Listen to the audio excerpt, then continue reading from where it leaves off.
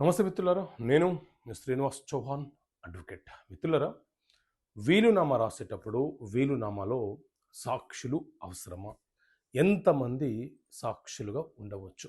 So మిత్రులారా, మన దేశంలో ఇండియన్ సక్సెషన్ యాక్ట్, అలాగే ఇండియన్ ఎవిడెన్స్ యాక్ట్, ఈ ఎవిడెన్స్ యాక్ట్ స్థానంలో బిఎస్ఏ అనే చట్టం అమలులోకి వచ్చింది.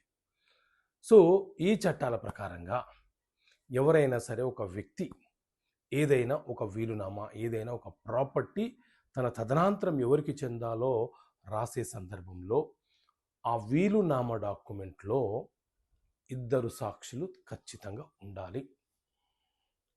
ఇద్దరు కాకుండా ఒక్క సాక్షి సంతకం పెట్టించిన ఆ వీలునామా అనేది చెల్లుబాటు కాదు.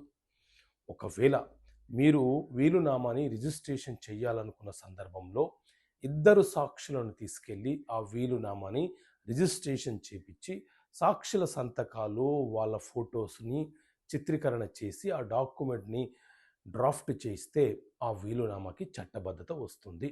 ఎవరైతే వీలునామా రాశారో ఆ వ్యక్తి మరణించిన తర్వాత ఆ వీలునామా అనేది అమల్లోకి వస్తుంది.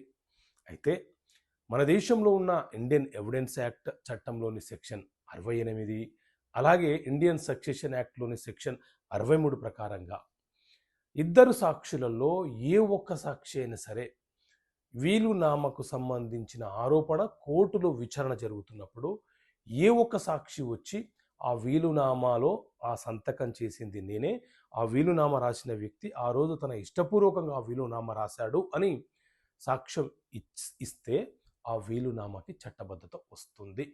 ఇద్దరు సాక్షులు వచ్చి ఖచ్చితంగా సాక్ష్యం చెప్పాలన్న నిబంధన లేదు.